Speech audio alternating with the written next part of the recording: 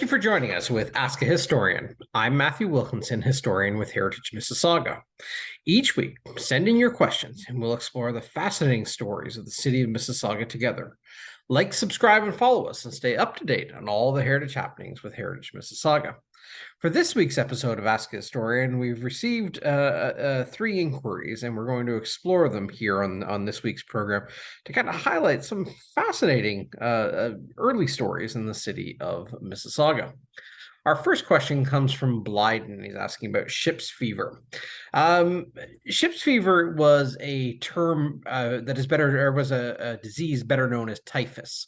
And it's one of the many diseases that impacted early travelers and residents, and it came about through cramped living quarters and poor sanitation.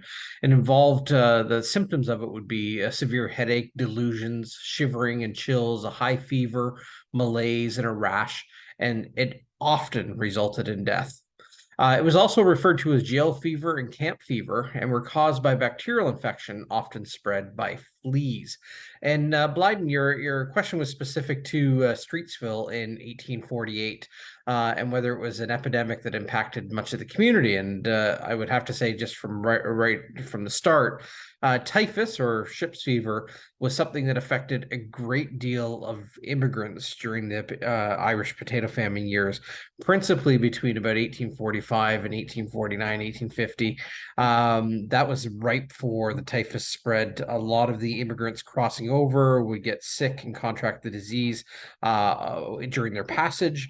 Upon landing in the New World here in Canada, they'd be quarantined at Gros Isle. Those that were non-symptomatic after some days would be allowed to continue on their journey. The problem was that it was not well understood the incubation of the disease, and in some cases, those that passed beyond the quarantine station at Gros Isle carried the disease with them into the hinterland, and cities like Ottawa and Kingston and Montreal, Toronto, which all became destination points, were also then affected by the arrival of the destitute Irish, the ill Irish, and those carrying ship's fever or typhus. In particular, in 1847 and 1848, our areas, Toronto and its surrounding areas, including historic Mississauga, were hit hard by typhus. Right from the earliest days, we do know that European Indigenous interactions and early settlement period in this time frame, epidemics were a part of life. We have records of smallpox, malaria, which was known by several names like swamp fever, ague, and others, and cholera were ever-present threats. But so was diphtheria, and so was typhus. Epidemics of malaria came through the area between 1826 and 1830. A cholera pandemic swept through between 1826 and 37, and again from 1846 to 53, and again from 1865 to 68. Diphtheria, smallpox, tuberculosis, and polio all found their ways into historic Mississauga over time. The influenza epidemic or pandemic, also known as the Spanish flu of 1918 and 1920, is still recalled. And there is no longer, although there's no longer living memory in our community from any of those time periods.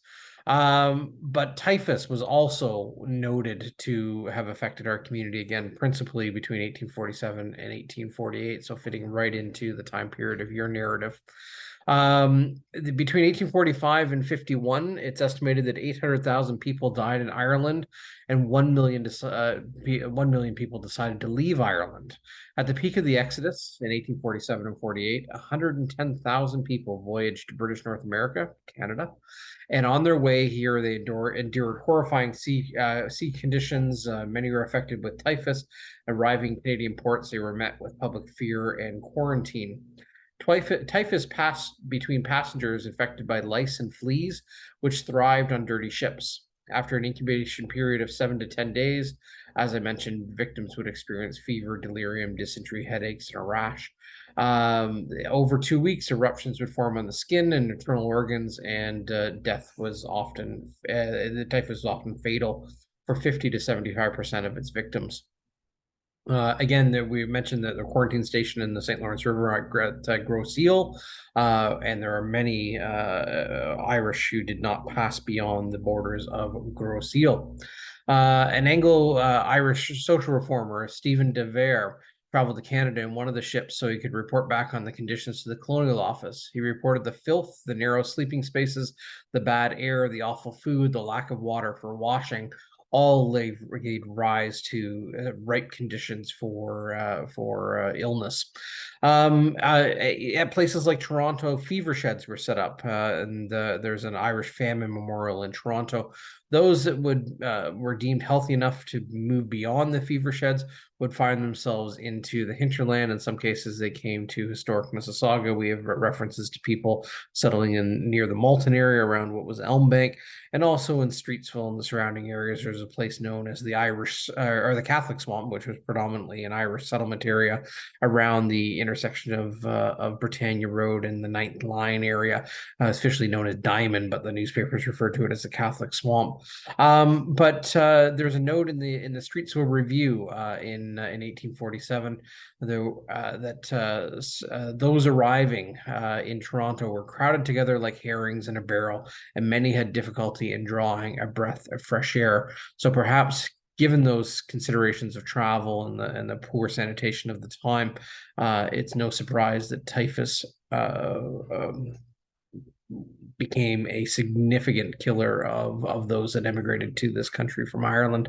So that fits Blyden right into your time period of your family in 1848 and being afflicted by ship's fever. And ship's fever, again, another name for typhus.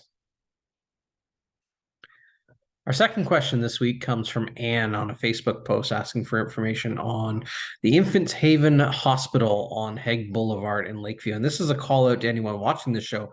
If anybody has remembrances or stories around the Infants Haven Hospital on Hague Boulevard in Lakeview, we'd love to see them. We have pictures we would be most interested in. We have very little information to go on. A hat tip here to Nick Moreau and Kyle Neal from the Region Appeal Archives, who've dug into this in the past and shared their information with us. We were able to find some references to it in early newspapers. It was a caretaking child's home for disabled children. Operated from the late 1940s into 1962 as an unlicensed facility. It did not fare well in a public health inspection in 1962 and was ordered closed. By 1966, it was up and running again as a licensed facility. It seems to have closed around 1968 or 69. The home was run by a nurse, Mary Alice Mann, and she was assisted by Ethel Burns and Ethel Shibley, according to the newspapers at the time. And over the course of its history, some 200 children passed through its walls. There were sadly some losses of life on the property, but it does. There are things that percolate down through time of people who remember this property. The buildings were demolished in 1970, and a house was built on its site in 1972. But we're interested if anybody has stories or pictures around the former Infants Haven Hospital on Hague Boulevard in Lakeview. We know precious little about it, and we would certainly love to learn more. So thank you, and please contact Heritage Mississauga, history@heritagemississauga.org, or if you have any information or images to share on the story of the Infants Haven Hospital. Thank you. And our third question this week comes from Elaine, and it's asking about the history of a house in Streetsville, 31 Thomas Street, which is a former residential house, now a commercial building on Thomas Street, right near the railway tracks. And it's always fascinating to look into the history of buildings. And this one, although we don't have historic images of the building, we do know it is a historic house. Certainly it survives on the landscape today. The house was built about 1912, but we'll wander down its story here. And thank you, Elaine, for reaching out to us to ask about the story of the house. The property itself is part of Lot 1 Plan Streetsville 4, which is a subdivision plan that was registered on August 18th of 1856 by Adam Simpson. The property was first acquired by William Blaine in 1856, and in 1867 it was purchased by Agnes Blaine. We don't believe that there was a building on the property at this time, but rather that it was a lot that was being transferred. In 1884, Agnes, who had married Joseph Smith, sold the property to Andrew Blaine, her sibling. In 1912, the property was purchased by Joseph Fair, who sold it later in 1912 to Hugh Whitty for a significant increase in price. We believe that this is the indication that the house was built by Joseph Fair around 1912. Hugh Whitty, who was was likely the first resident of the house, was struck and killed by a train in Streetsville on February 4th of 1918 at the age of 39. In 1920, the house, which was then about 8 years old, was purchased by Frederick Switzer. He lived between 1881 and 1929, and he lived in the house with his wife, Susan Rutledge, who lived between 1883 and 1962. Their daughter was noted Streetsville historian and librarian Mary Ethel Nee Switzer Manning, Mary Manning, the founder of the Streetsville Historical Society. In 1972, the property was purchased by Marie and James Watkins, and in 1983 by Ellen and Roy Smith. And as I said, it has since transitioned from being a residential building into a commercial building, but the house does remain on the landscape, or the building does remain on the landscape. But back to the builder of the house, and it's a fascinating story around Joseph Fair. Joseph was a carpenter and contractor in Streetsville and is noted to have built several surviving heritage buildings in Streetsville, including this one. He served as a foreman for noted Streetsville builder John Graydon. After John Graydon's retirement, Joseph did take over his building and contracting business. Joseph also served as a volunteer fire chief for Streetsville from 1912 to 1914, the same time period in which the house at 31 Thomas Street was most likely built. Joseph Fair, who lived between 1860 and 1931, was born in Streetsville and married Sarah Kirby in 1887. They had one daughter, Edna, and the family attended Trinity Anglican Church in Streetsville. The Fair family is buried in Streetsville Public Cemetery. The house itself is a rare surviving example, at least in Mississauga, of Edwardian residential architecture. The believed 1912 date of construction is in keeping with its architectural style. One of the interesting things about Edwardian architecture is that it is in many ways a departure from the excesses of the Victorian era architecture that predated it. Many of the Victorian houses are seen to be kind of heavy with ornate Victorian styles, lots of decorations and embellishments and vergeboard trim and the like, where the Edwardian structure is much lighter, much more airy, and it took one of the earliest residential houses to be built with electricity in mind, with the Edwardian era architecture, its architecture was seen as a lighter, less fussy, and less pompous in design than its predecessor in the Victorian era.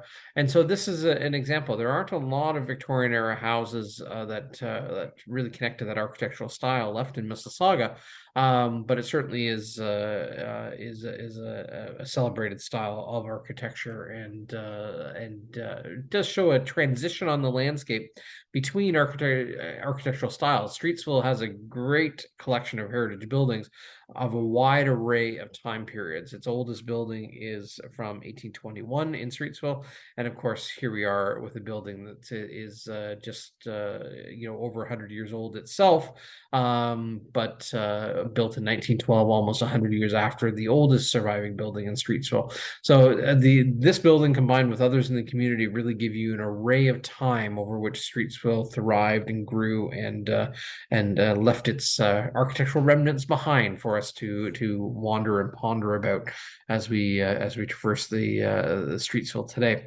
So that, in brief, is the story as we know it for the former residential house, now commercial building at 31 Thomas Street, built around 1912 and surviving today.